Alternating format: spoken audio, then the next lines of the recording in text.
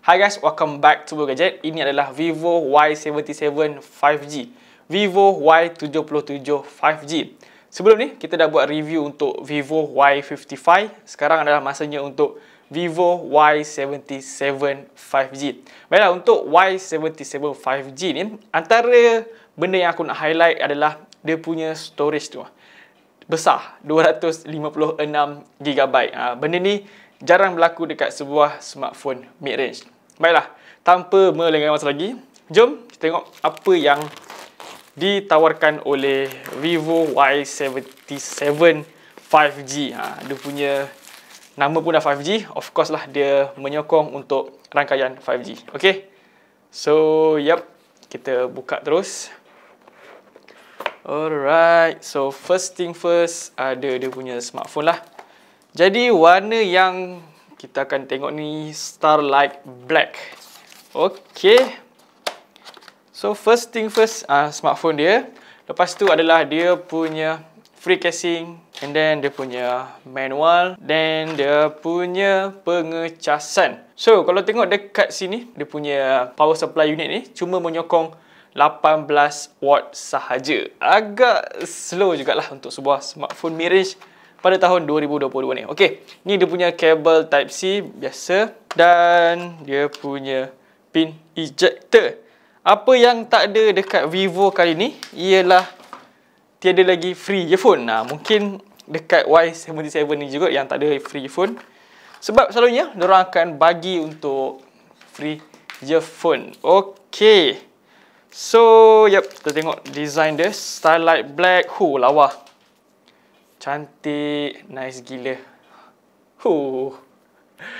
Dia punya design ni macam dekat Vivo T1 5G. Dia punya design kamera ni lebih kurang sama. Dia punya untuk pengeluaran pun tak jauh beza dengan ni. That's why dia masih menggunakan design yang cantik macam ni. Agak sayang juga kalau nak tukar design lain sebab ini pun dah cukup nice. Kat belakang cuma ada 2 kamera sahaja. Okey, kalau tengok design ini sangat lawa. Dia punya back panel ni sedap untuk kita pegang, rasa selesa dan takkan tinggalkan sebarang kesan cap jari. Itu maknanya dia punya phone ni, even kalau tak pakai casing pun, dia still nampak cantik sentiasa nampak cantik sebab tak ada kesan cap jari tu. Dan kalau tengok dekat-dekat dia punya warna back panel ni, yang katanya terinspirasi daripada bintang-bintang di langit. Sama macam dekat Vivo Y55, Vivo bagi tahu yang dia punya design tu terinspirasi dari bintang-bintang di langit juga. Okey, tengok design kamera dia. Yang ni aku nak sentuh sebab cantik gila dia punya design kamera ni. Ada 2 modul kamera kat sini. Nampak cantik.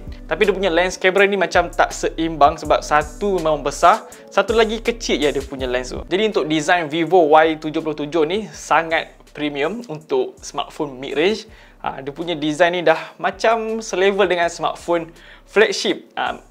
Aku selalu cakap yang mana kalau smartphone Vivo ni memang diorang akan bagi yang terbaik lah untuk diorang punya design. Okey, tengok bahagian belah kanan smartphone ni ada power button yang berangkap sekali dengan fingerprint scanner. Lepas tu ada volume rocker. Bahagian atas ada SIM slot yang berjenis hybrid. Yep, hybrid. So kalau nak gunakan dua-dua SIM card, kena korbankan satu slot untuk memory card. Dan kalau nak gunakan satu SIM card dan satu memory card, kena korbankan satu SIM card. Okey, tapi dia punya storage ni pun dah bagi aku dah sangat besar, which is 256GB. So aku rasa tak perlukan pun untuk external memory card. Okey, bahagian kiri ni kosong je. Bahagian bawah ada lubang earphone, microphone port charging jenis Type-C dan juga speaker. Untuk berat smartphone ni, dia tak terlalu berat dan tak terlalu ringan. Dia just nice, 194 gram.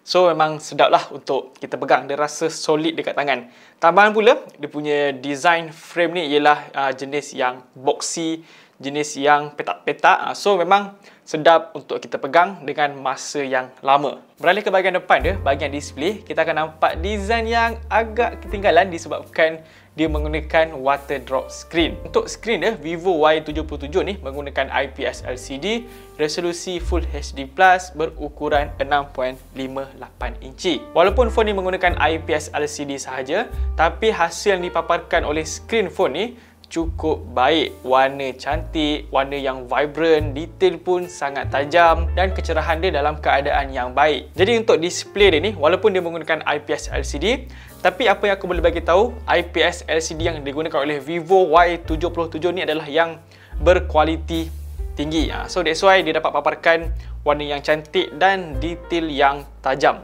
Memang dah cukup puas lah nak tengok movie ataupun nak main game dekat Vivo Y77 ni. Baiklah, beralih ke bahagian spesifikasi enjin dia yang menarik ni. Phone ni menggunakan chipset daripada Dimensity 810 5G, RAM dia besar 8GB dan internal storage yang sangat besar 256GB.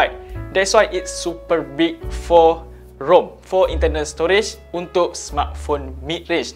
Jarang berlaku lah smartphone mid-range yang bagi untuk saiz ROM yang sebesar macam ni. Jadi kalau dah ada internal storage yang besar macam ni, memang tak perlukan lagi lah external memory card. Tapi kalau korang perlukan external memory card tu sekalipun, masih ada ruang untuk korang tambah lagi besar lah yang ada dekat smartphone ni. So dengan 256GB memang cukup lah untuk isi everything yang besar-besar. Contoh macam gambar lama korang ke, video ke, semuanya boleh simpan dekat Vivo Y77 5G yang super big untuk internal storage.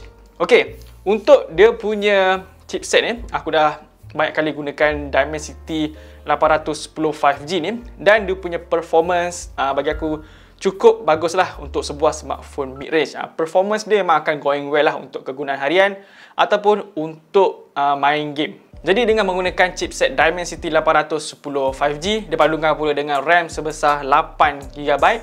That's why Vivo Y77 5G ni adalah smartphone yang super fast untuk sebuah smartphone mid-range.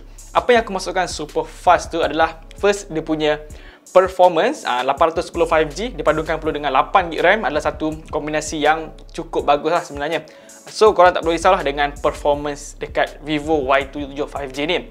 Yang kedua adalah dia punya kelajuan internet tu. Sebab phone ni dia menyokong untuk rangkaian 5G. Jadi aku ada try untuk download beberapa game dekat smartphone ni dengan kelajuan 5G. So memang laju gila lah. Dan for your info, untuk kelajuan 5G ni adalah 7 kali ganda lebih cepat berbanding dengan rangkaian 4G yang biasa. Tapi kalau korang sekarang ni gunakan 4G dan korang rasa laju untuk korang download game dan dah rasa laju, korang okey lah untuk tunggu dalam 5 ke 10 minit bagi korang tu rasa laju. Dekat Vivo Y77 ni, kalau kita guna rangkaian 5G, dia bertambah laju lah. Jadi untuk Vivo Y77 5G ni ada chipset yang padu, yang laju untuk performance dia. Lepas tu RAM dia besar 8GB, internal storage pun sangat besar 256GB, plus ada penambahan untuk external memory card. Kalau tak cukup 256GB tu, boleh tambah untuk external memory card. Lepas tu dia menyokong rangkaian 5G yang buatkan smartphone korang lebih pantas lah untuk browsing, untuk tengok movie. Memang 5G korang tahulah laju dia macam mana. Untuk bateri dia pula cukup besar, 5000 mAh. Dan apa yang menariknya, walaupun phone ni menggunakan IPS LCD dan juga bateri yang sangat besar, 5000 mAh macam ni, tapi smartphone ni dia tak bulky. Dia still buat design yang slim, yang buatkan selesa untuk kita pegang lah. Macam korang tahu, kalau menggunakan IPS LCD dan juga bateri yang besar, dia akan efek dekat dia punya design, sebab dia akan jadi bulky. Tapi dekat Vivo Y77 ni, dia tak, dia slim and just nice lah untuk design dia. Cuma dekat bahagian pengecasan ni, dia agak kurang lajulah 18 watt. So nak cas tu ambil masa sikit. Tapi dengan memiliki bateri yang sebesar 5000 mAh ni, memang korang tak perlu risaulah untuk bateri akan habis. Sebab kalau korang kerja keluar pagi sekalipun, dan aku rasa malam baru bateri phone ni akan habis. Ya, bateri 5000 memang cukup lah untuk kegunaan seharian. Dan malam tu barulah boleh cas Vivo Y77 5G ni. Baiklah, beralih ke bahagian kamera dia pula. Vivo Y77 5G ni hadir dengan 2 kamera belakang dan 1 kamera selfie. 50 megapiksel untuk kamera utama 2 megapiksel kamera makro. Kamera selfie dia 16 megapiksel. Untuk hasil kamera dia just nice, warna cantik, detail pun tajam. Cuma sayang sekali kamera phone ni tak ada untuk ultra wide lens. Kalau ada ultra wide lens ataupun telefoto lah, mungkin better sikit lah untuk dia punya hardware ni. Daripada dia bagi makro macam ni, better Vivo bagi untuk ultra wide ataupun telefoto punya lens. Mungkin tu lebih nice sikit lah untuk sebuah smartphone mid-range pada tahun 2022 ni. Dan untuk Vivo Y77 ni, dia punya kelebihan adalah dekat dia punya kamera utama semata-mata lah, yang mana dia berikan gambar yang sangat cantik dan sangat detail. That's why Vivo Y77 ni dapat hasilkan gambar yang clear, gambar yang jelas.